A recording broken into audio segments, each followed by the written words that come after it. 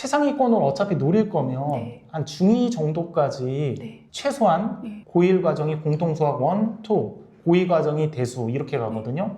그래서 중2 말까지 최소 진도가 네. 1등급을 노리려면 3학년부터 5학년까지가 제일 중요한 시점이죠. 3학년에서 5학년 시점에서 반드시 잡아야 될 게 뭐냐면 이것 때문에 저는 학원을 보내는 거를 많이 반대하는데 그 시점에는 네. 학원에서 못 해주는 경우가 많아요. 근데 학원에서 이런 걸 해주는 학원이 있으면 보내도 괜찮아. 이런 게 뭔가요? 또 한 번 모시게 됐는데요. 많은 분들이 아시겠지만 소개 한마디 부탁드립니다. 네. 안녕하세요. 27년간 학생들을 가르치고 있고 공부머리 수학법 유튜브를 운영하고 있는 수학교육 전문가 유승재입니다. 반갑습니다. 지난 인터뷰 때도 그러셨지만 중등까지도 엄마표가 가능하다고 말씀을 하셨어요. 혼공이 가능한 거죠. 그러니까 아이들이 이제 학습 능력이라고 그래서 스스로 공부하는 방법을 안다면 누군가의 도움이 없어도 자기가 혼자서 공부할 수 있는 그런 틀들만 만들어주면 당연히 아이들은 고등학교 3학년까지 혼자서 공부를 할 수 있는 거죠. 그럼 작가님, 제가 놓친 건 그 틀을 만들어주질 못했던 거네요. 저절로 아이가 만들 수 없잖아요. 그렇죠. 그럴 가능성이 높아요. 왜냐하면 그 저절로 만드는 경우는 아이의 동기가 굉장히 강해야 돼요. 아이가 공부를 하겠다라는 동기가 강하면 메타인지가 높아집니다. 이렇게 하니까 뭔가 좀 부족한 것 같네? 이거를 이렇게 바꿔보면 어떻게 될까? 그래서 공부법을 스스로 교정해요. 공부를 잘하는 아이들은 사실은 공부법 책을 읽을 필요가 없어요. 네. 대부분 자기가 교정을 하거든요. 아우. 잠을 자는 시간도 있잖아요. 한 6시간을 자고 공부를 해볼까? 7시간을 자고 공부해볼까? 나한테 가장 최적의 수면 시간도 본인이 찾아내요. 그게 시중에 공부법 책에서 가장 효율적이다라고 하는 거랑 거의 유사한 상태가 되는 거죠. 그런 아이들 같은 경우는 터치할 게 없잖아요. 네. 대부분은 안 그러죠. 대부분이 안 그렇고 그런 아이들을 위해서 사실 수달 공부 책도 이제 내신 거잖아요. 그렇죠. 안 그런 아이들 같은 경우는 습관이나 루틴을 가지고 만들어줘야 되잖아요. 머리가 좋은데 공부 안 하는 아이들도 또 많아요. 그렇죠. 되게 많아요. 그런 네. 아이들. 그렇기 때문에 평범한 머리를 가진 아이들이 올바른 공부법과 습관과 루틴을 가지고 공부를 하다 보면 머리는 좋지만 열심히 하지 않는 아이들을 앞지를 수가 있는 거죠. 그렇기 때문에 평범한 머리를 가진 아이들이 올바른 공부법과 습관과 루틴을 가지고 공부를 하다 보면 머리는 좋지만 열심히 하지 않는 아이들을 앞지를 수가 있는 거죠. 왜냐면 열심히 하는 게 되게 힘들잖아요. 그것도 뭐 재능이다라고도 얘기하지만 고등학교 정도까지 자녀를 키워보면 정말 열심히 한다는 거, 열심히 하게 하는 게 제일 어렵구나. 내가 다른 것들은 다 가르쳐 줄 수 있어도 아이가 정말 열심히 하는 거. 그러니까 여기서 열심히 한다라는 거는 명절에도 공부하고 밥 먹고 뭐 의식주에 필요한 최소한의 시간 빼고는 다 공부만 하는 상태가 있거든요. 근데 보통 그렇게 공부하는 아이들이 다 전교권에 있어요. 근데 그렇게 하기가 되게 힘들어요. 네. 나는 그렇게 해도 아이를 그렇게 만드는 게 네, 힘들어요. 맞아요. 그래서 그 정도만큼 아이들이 열심히 한다면 좀 공부머리가 떨어져도 네. 역전할 수 있는 길들이 있는 거죠. 최상위권 그룹을 보면 정말 뛰어난 아이들이 있고 평범한데 열심히 하는 아이들이 있고 대부분의 아이들은 뭐 머리가 좋든 아니면 조금 뭐 평범하든 이제 열심히 하지 않는 게 이제 문제잖아요. 그리고 그렇죠. 어떻게 하는 방법을 모르는 거. 어릴 때 부모님들이 얼마나 개입을 하고 학원을 선택해야 되는 건지 아니면 뭐 엄마표로 해야 되는 건지 그러니까 너무 그렇죠. 어려워요. 저는 이렇게 좀 정리를 해드리고 싶어요. 엄마가 일단은 뭐 못 도와주면 학원을 일단 보내야 되죠. 제가 수잘공책 이번에 네. 개정판도 나와서 많은 것들을 바꿨거든요. 새로운 교재 중에 괜찮은 교재로 옛날 교재나 안 좋은 교재는 좀 빼버리고 로드맵도 되게 강화시켰습니다. 왜냐면 고교학점제가 되면서 예전보다 훨씬 많은 학습량을 해야 돼요. 더 빨리, 더 많이. 그래서 로드맵도 강화시키고 여러 가지를 현재 상황에 맞춰서 많이 바꿨는데 그 로드맵들 중에서 좀 소개를 한다면 극상위권으로 가는 강력한 로드맵이 있지만 그거는 굉장히 이제 성공하기 힘들잖아요. 부작용도 크고 네. 아이가 또 그만큼 따라줘야 된다. 머리가 돼야 되고 그래서 그 정도는 아니어도 부작용이 없이 어느 정도 성공할 수 있는 로드맵들을 제가 봤더니 네. 이게 미취학에서 초등학교 한 2학년 정도까지는 네. 수학활동은 해야 되잖아요. 네. 기본적으로 사고력 수학이라든지 아니면 연산 중에서도 괜찮은 연산 교재도 꽤 있습니다. 뭐 예를 들면 원리승 같은 거 있잖아요. 원리 단순한 연산이 아니라 좀 사고력을 연습할 수 있는 연산 같은 것도 있구나. 이런 거는 미취학이나 초등 저학년 때 교과 수학하기 좀 그러면 이런 거 해도 괜찮겠다. 예전에는 제가 연산은 하지 말라라고 많이 반대를 했거든요. 근데 그렇게 반대를 하셨다가 지금 필요하다고 이렇게 좀 변화된 어떤 계기가 어떤 거? 그러니까 연산책을 자세히 살펴봤더니 세 가지 종류예요. 하나가 드릴 연산, 제가 반대한 드릴 연산, 그냥 똑같은 거에서 반복해가지고 네, 이렇게 네, 하는 네. 거 있잖아요. 네. 암기시키는 거. 네, 네. 그리고 교과 연산책이 있어요. 교육 과정에 맞춰서 연산 스타일로 문제집을 만든 거. 네. 그러니까 예를 들면 그 수학 연산만 있는 게 아니라 도형 문제도 연산같이, 그러니까 3 곱하기 5가 15라는 네. 직사각형 면적을 30개를 집어넣어요. 단순한 거 계속 연습하게. 그 다음에 이제 제가 정의한 사고력 연산 문제집이 있어요. 네. 창의 사고력 혹은 원리 그런 것들을 자연스럽게 익히면서 연산까지도 할 수 있는 책들이 있더라고요. 네. 그래서 시중에 있는 연산 문제집들을 다 한번 검토를 해보니까 이런 거는 괜찮네. 이런 사고력 연산 이런 것들은 미취학이나 초등한 2학년 정도까지 교과로 바로 들어가기 그럴 때는 이런 연산 같은 거 연습하면 원리 중심으로 학습하면서 괜찮겠다. 네. 그래서 제가 미취학부터 초등 2학년까지는 네. 사고력 수학이나 연산 문제집 추천을 하고 있습니다. 푸는 거 괜찮다. 네. 그리고 이제 3학년부터는 본격적으로 교과를 들어가야 되잖아요. 네. 3학년부터 5학년까지가 제일 중요한 시점이죠. 그러니까 3학년에서 5학년 시점에서 반드시 잡아야 될 게 뭐냐면, 이것 때문에 저는 학원을 보내는 거를 많이 반대하는데, 그 시점에는 네. 학원에서 못 해주는 경우가 많아요. 근데 학원에서 이런 걸 해주는 학원이 있으면 보내도 괜찮아. 이런 게 뭔가요? 제가 많이 강조하는 것들 중에 이제 개념 독학.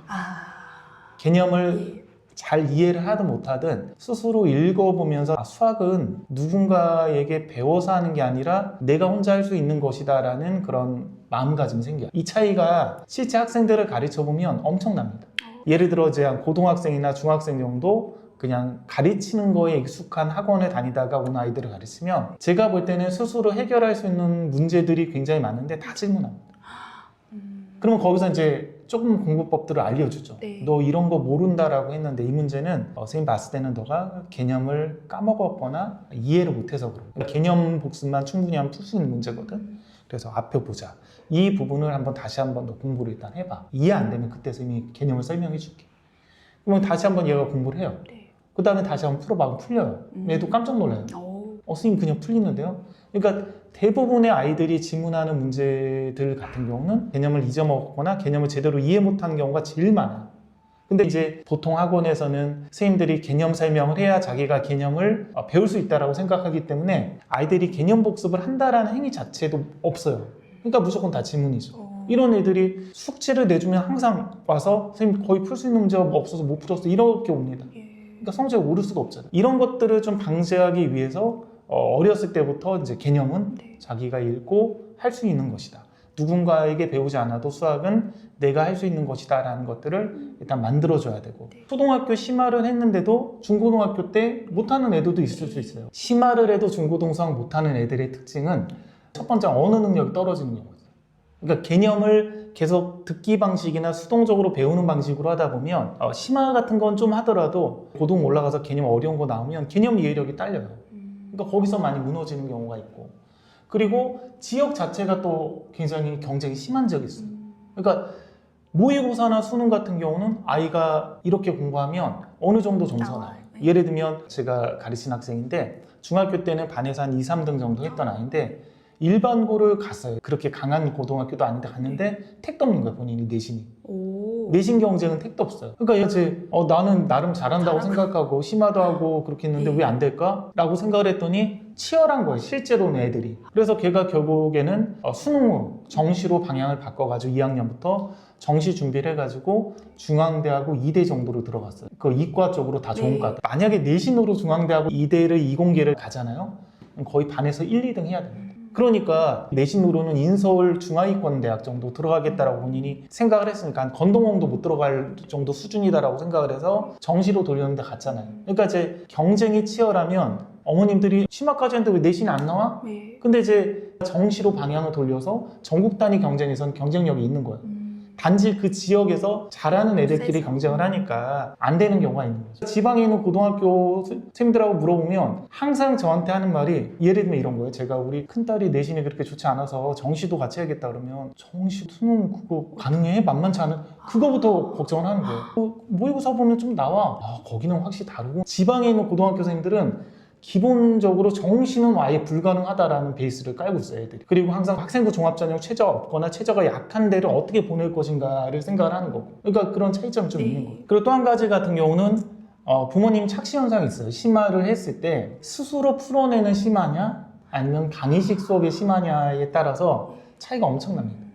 그러니까 예를 들어서 좀 잘하는 아이들 같은 경우 수업을 좀 하면 심화 교재 같은 경우는 거의 제가 풀 필요가 없어요. 그러니까 아이들이 그냥 다 풉니다.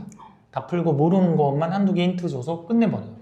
이런 애들은 책을 끝냈을 때 그만큼 능력이 다 올라서겠죠. 근데 이제 그렇지 않은 애들을 자기보다 높은 수준의 심화를 강의식으로 하게 되면 예를 들면 가장 어려운 뭐 초등학교 하이레벨이라고 치면 문제의 거의 80%를 다 풀어줍니다.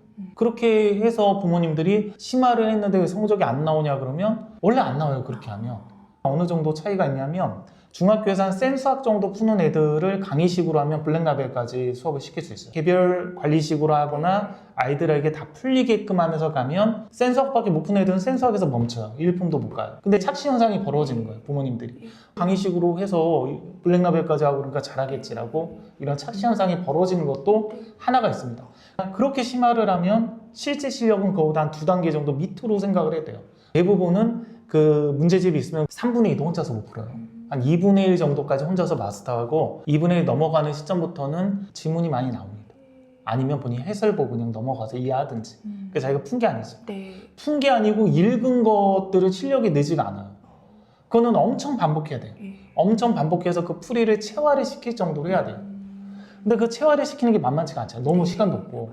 재수생들은 그렇게 체화해서 많이 하잖아요. 자기가 풀 능력은 없는데 4점짜리 어려운 문제들을 해설지를 분석하고 이해한 다음에 수능 범위는 제한이 돼 있고 재수하면서 올인해가지고 여러 번 반복하고 풀다 보면 체화가 돼서 풀이가 내 몸속에 녹아나거든요. 그렇게 해서 이제 실력이 올라가는 경우는 있지만 그 우리가 초등이나 초등, 중등이면 매 학기마다 심화 문제집이 있는데 그거를 그렇게 하는 거는 만만치가 않죠, 애들이.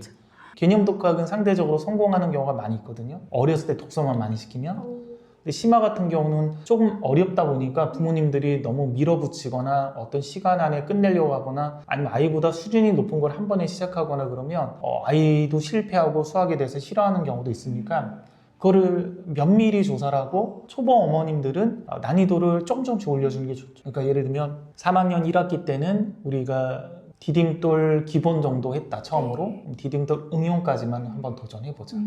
그렇게 아이가 따라왔다 그러면 3학년 2학기 때는 거기서 한 단계 좀 더 높아서 뭐 센수학을 한번 해본다라든지 4학년 1학기 때는 최상의 S를 한번 해본다라든지 물론 이제 경험이 많으면 저 같은 경우는 딱 봐서 여기 이거부터 한번 해봐도 되겠다 해서 최상위부터 시켜 나가면서 그렇게 유도할 수 있는데 부모님들은 만만치가 않으니까 조밀하게 조금씩 많은 양을 풀리지 말고 수학을 우리가 잘하는 방법이 2가지 정도가 있는데 하나는 모든 문제를 풀어내는 그룹이 있어요. 해설을 안 보고 그냥 자기가 생각해서 다 풀어내는 그룹이 있어요. 걔네들은 보통 개념서만 풀리면 유형서를 생략하고 심화서로 바로 가는 그룹들이에요. 그런 것들이 왜 생겼냐 그러면 아까 같은 그런 연습. 그런 연습들이 극대화되면 아이들이 개념만 가지고 모든 문제를 자기가 사고에서 뉴런과 시냅스가 있잖아요. 이렇게 막 여러 가지 세포하고 연결되는 신경망들이 있는데 자기가 머릿속으로 계속 고민하다 보면 그 신경망들이 연결이 되는 거예요. 자기가 배웠던 개념들이 상호 연결이 되면서 풀어지는 거예요. 이거를 떠올리면서 자기가 생각해야 연결망들이 연결이 되고 연결이 되다 보면 더욱더 속도가 빨라지고 장기 기억에도 저장이 되고 일석이조거든요. 그러니까 우리가 어떤 개념이나 뭐 학습한 거를 장기 기억에 저장하는 방법 중에 개념만 생각하죠. 근데 심화 문제도 엄청나게 중요한 역할. 어려운 문제를 얘가 고민하다 보면 이 문제를 어떻게 풀지? 그러면 자기가 배웠던 모든 개념들을 나도 모르게 생각하게 되고 그들 간의 상호 연결망들을 생각하게 되고 이거는 도형으로 한번 풀어볼까? 아닌데 이거 뭐 대수로 풀어볼까? 이렇게 하면서 상호 연결이 되는 거예요. 그러면서 더욱더 수학을 잘하게 되는 거죠. 그렇게 돼서 천하무적이 된 아이들 같은 경우는 해설지 보지 말라라는 말을 많이 합니다. 해설지 보지 말고 자기 힘으로 풀어라. 무조건 풀린다. 그렇게 해서 수학 선생님이 된 사람들도 그런 얘기를 합니다. 자기가 경험을 해봤으니까. 근데 이제 그렇게 얘기 안 하는 분들은 이런 걸 한 번도 자기가 경험해 보지 못했어요. 수학 선생님이나 수학교육 전문가가 이렇게 하지 말라고 하는 분들도 있거든요. 그런 분들은 자기가 그 단계까지 경험 못 해봤어요. 경험을 못 해봤기 때문에 그게 가능하다라는 거를 모르고 시간이 굉장히 오래 걸린다라는 것만 강조를 하는 거예요. 수학을 풀려면 문제집이 엄청 많잖아요. 이거를 다 풀어야 내가 내신 대비도 하고 뭐도 하고 그러려면 한도 끝도 없잖아. 언제 다 풀지? 그래서 보통 선호하는 게 나보다 조금 못한 애들이 틀리는 문제들 질문 받는 거 선호해요. 효율적이니까. 야, 너 뭐 풀어? 고쟁이 푸는데 그래 모르는 거 있으면 나한테 물어. 아. 그러면 걔가 모르는 것만 풀어주면 고쟁이 한 거는 푼 거예요. 와.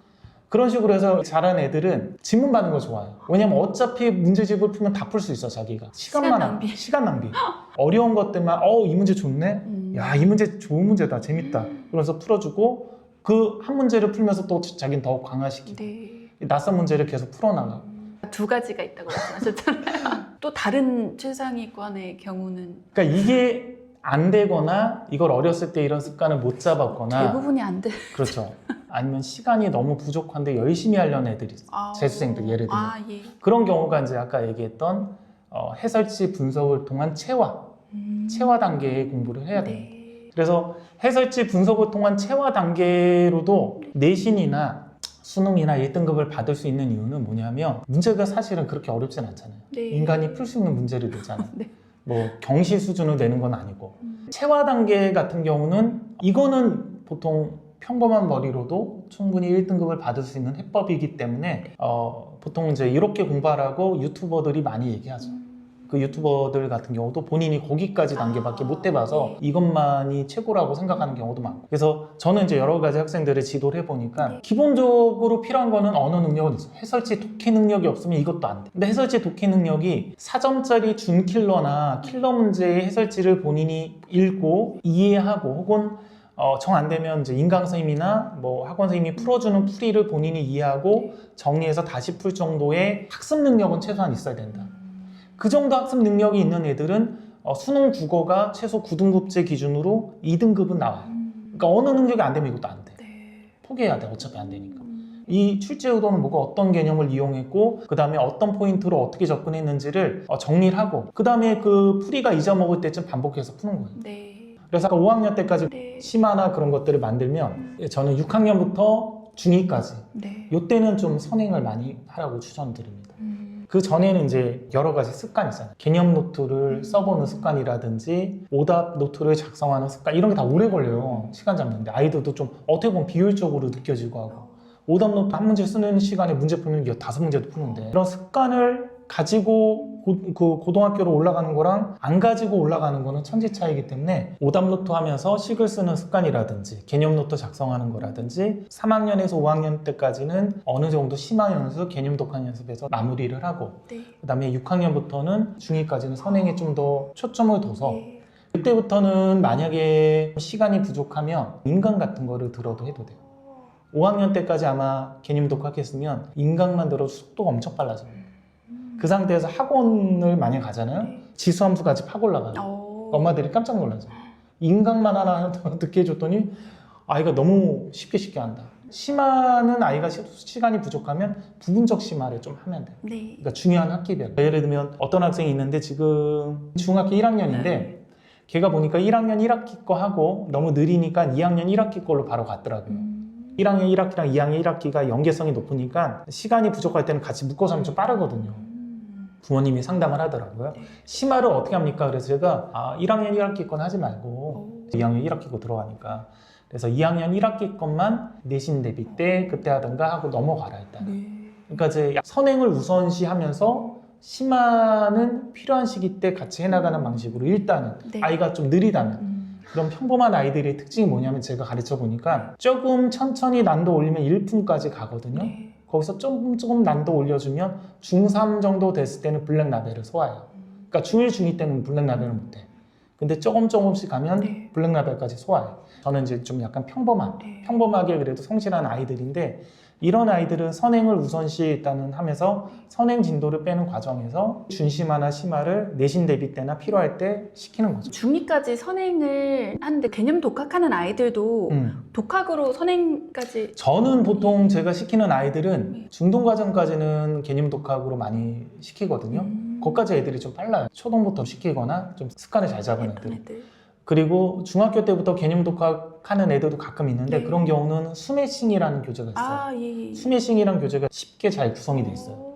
그런 애들은 개념 원리나 뭐 수막금 라우데 그런 걸로 하면 못합니다. 개념 독학. 중학교 때부터 도전한 애들은 스매싱으로 개념 독학을 하면 개념 교재를 혼자 읽고 풀어내거든요. 그게 어느 정도 되면 그 다음에는 좀 난이도 높은 개념 원리나 그런 걸로 좀 올려주고 그렇게 가면 개념 독학을 아이들이 잘해요. 그러니까 강의를 듣고 하는 것보다 저는 차라리 수매심 같이 쉬운 개념 걸로 자기 혼자 개념 독학하는 게 훨씬 낫다. 어차피 학교에서 선생님들이 설명해 주잖아요. 네. 선생님 설명 들으면서 개념 오류가 있거나 오독이 있었던 거 다시 한번 교정하고 그 다음 배우면 되는 거. 예. 근데 예를 들면 선생님 수업 듣는데 딴짓하거나 아니면 수업도 이해 못할 정도 수준인 애들도 일부 있어요. 네. 근데 제 경험상 강의식으로 수업하는 애들은 그런 경우가 있어요. 강의식으로 선행을 많이 뽑은 애들은 지금 6학년 과정을 해. 4학년인데. 그럼 학교에서 선생님한테 수업 들으면 당연히 이해를 해야 되잖아요. 이해 못하고 기본 문제들도 잘 못 풀어 까먹어서. 학원에서 또 복습해줘야 돼. 이런 애들은 보통 강의식으로 한 애들이고 개념 독학으로 한 애들은 그런 애들은 거의 없어. 예를 들면 중학교 3학년을 내가 선행을 하는데 중학교 1학년 과정을 해. 그럼 학교 수업을 배우면서 더 강화가 돼요. 혹시 문제집 풀다 막히면 자기가 다시 읽어보고 하면 됩니다. 독학 능력이 있으니까 읽어보고 이해해서 풀면 되니까 이런 문제점들이 없어요. 네. 그래서 보통 저는 이제 중3 과정까지는 웬만하면 개념 독학으로 끝내게 하고 고등 과정부터는 아이들이 근데 속도가 느려요. 쉬운 단어 같은 경우는 개념 독학 시키고 좀 어려운 단어는 인간 같은 거 강의를 듣게 해서 속도를 빼주는 거죠. 최상위권을 어차피 노릴 거면 네. 한 중2 정도까지 네. 최소한 네. 고1 과정이 공통수학 1, 2, 고2 과정이 대수 이렇게 가거든요. 그래서 중2 말까지 대수까지는 끝내야 돼요. 최소 진도가. 1등급을 노리려면. 네. 네. 경쟁력 있는 학교에서. 공부 못하는 학교는 현행으로 가도 되는 경우가 많아. 네. 다른 애들이 다 공부 안 해요. 네. 경쟁력 있는 학교에서 최소 저는 중2 때 대수 정도까지는 끝내놓고 중3 올라가면서 미적분이랑 다른 것도 공부하고 또 여러 번 해야 되잖아요. 예. 중3 시기 때는 제가 추천하는 거는 이때는 학원을 좀 보내는 게 좋다. 중3 때. 왜냐하면 홍콩을 하게 되면 웬만한 의지가 아니면 정말 열심히 하는 애들은 제가 많이 못 봤어요. 네. 그러니까 열심히 한다 기준은 공부만 하는 거잖아요. 그러니까 명절에도 공부하고 엄마가 어디 놀러 가자 하면 아이 공부하고 쉬는 시간에도 공부 이렇게 공부만 하는 경우가 돼야지 학군지 고등학교에서 경쟁력이 있는데 그 정도 공부는 안 해요. 제가 봤을 때. 그런 학원 가가지고 고등과정에 대한 양치기 학습이 필요하다. 양치기 학습이라는 거는 애들이 혼자 놔두면 네. 센수학 한 권 푸는데 한 2달, 3달 걸리는데 학원을 보내면 2주 만에 끝내는 경우도 있어요. 고등 내신 경쟁력을 가지려면 중3부터는 그 양치기 학습이 필요하다. 상위권 기준으로 봤을 때. 네. 물론 이제 그 밑에 중위권이나 그런 학생들은 양치기 학원 가면 또 문제가 생기겠죠. 소화도 못하는데 양만 많으니까 계속 진도만 빼가지고 자기는 소화도 못하고 오답은 쌓이고 과제는 못하는데 혼나니까 베껴서 하고 이런 문제들이 또 생겨요. 근데 아까 같은 그런 코스로 가서 내 아이가 이제 상위권이고 네. 어느 정도 상위권이고 웬만한 자사고도 갈 수는 있다. 물론 전교 1등만 가는 자사고 용인사대부고라든지 그런 데까지는 힘들어도 어느 정도 자사고나 뭐 그런 특목고는 갈 수 있다.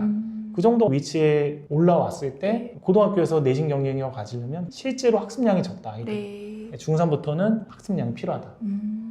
이런 로드맵이 너무 좋지만 그게 안 되는 애들을 그렇게 끌고 가면 또 안 되는 거잖아요. 그러니까 마음을 비워야죠. 안 되는 애들. 부모님들이 그러니까 마음을 비워야 됩니다. 왜냐하면 안 되는 경우가 당연히 많죠. 네. 예를 들면 1등급이 10%라고 하면 90%는 1등을 못 듣는 거잖아요. 지금 5등급제 기준으로. 네. 그럼 안 되는 경우가 많기 때문에 안 되는 경우는 어떻게 할 것인가에 대한 생각들도 같이 해놔야 돼요.